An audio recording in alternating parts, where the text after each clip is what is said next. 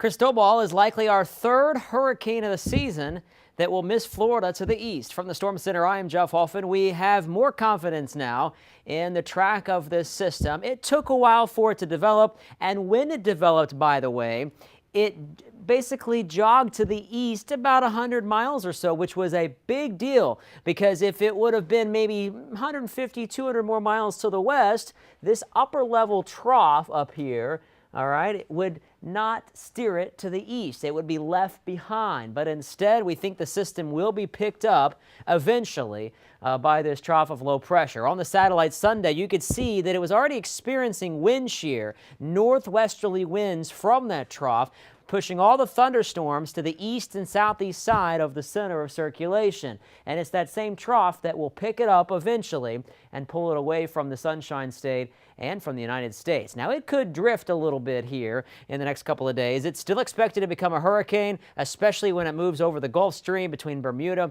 and the United States, largely a shipping interest only with Cristobal. All right, watching the model tracks, you can see there's still some differences here that they have to hash out in the next 24 to 48 hours, but eventually all the models take the system out to sea, and we should not have to worry about any direct impacts. Another miss to our east, high confidence in that. Still a risk for rip currents on the Atlantic beaches and some offshore swells, but ironically enough, we're going to dry out. See all that counterclockwise motion around the system there on Wind Tracker? Well, that's going to pull in the drier air that's now sitting off the coast of the Carolinas, noted here in brown. Let me show you on Future Track. That surges in by midweek, shutting down our afternoon storms here in Florida.